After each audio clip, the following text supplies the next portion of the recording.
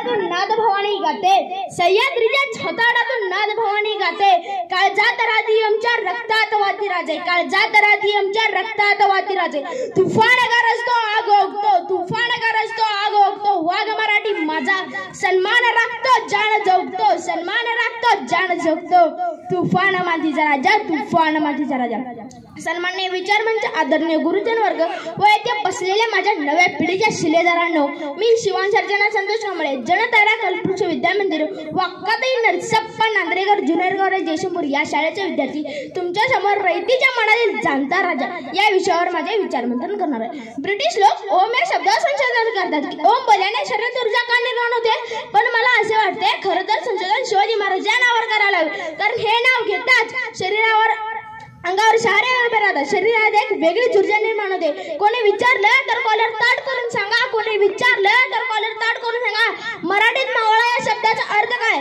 मरेपर्यंत राजाच्या सेवेसाठी ठेवलेला जगदंब जगदंब 12 महिने 11 खेळाडू 10 गोटे 9 ग्रह 7 आश्चर्य 6 दिशा 6 संवेदना 4 महासागर 4 वेद 3 ऋतू 2 डोळे आणि फक्त एकच शोभा एकच राजा शिवराय माझे।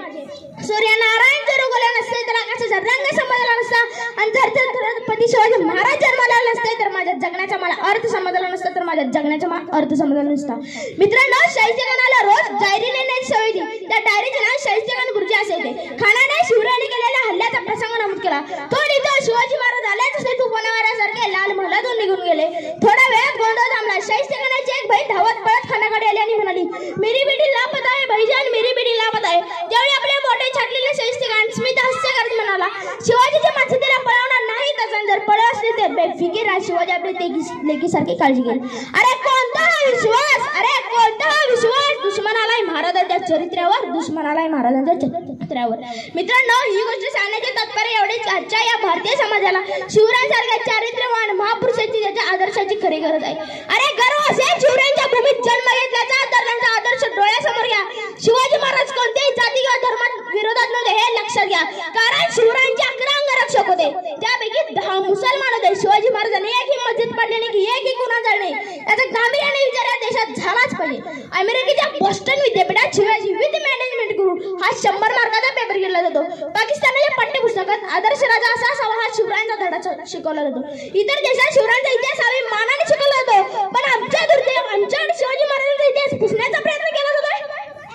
शिवराय अफजलखानाच्या भेटीनंतर अफजलखान मारला गेला, शिवाजी महाराज प्रतापगडावर गेले, जिजाऊ विचारले अफजलखानाचे काय झाले, महाराज म्हणाले अफजलखान मारला गेला, तेव्हा जिजाऊ विचारले त्याचे प्रेत कोठे, महाराज म्हणाले प्रतापगडच्या पायथ्याशी, तेव्हा जिजाऊ काय म्हणाले असतील शिवबा अफजलखान जिवंत असेपर्यंत त्याचे शिवैर होते, अफजलखान संपला तिथे वैर संपले, तुझ्या राज्यात कोणाच्या प्रेताला कोल्ह्या कुत्र्याने थोडा वेळ सोडला नाही, त्याच्या प्रेताचे सन्मानाने दफन कर व तुझ्या विजयाच्या प्रति म्हणून तुझे स्मारक मान। कृपया करून आपल्या राज्याचा इतिहास लोकांसमोर जगाला दाखवा की आपले राजा अन्यायाविरुद्ध लढत होते, हे सर्वांनी लक्षात घ्यायलाच हवं।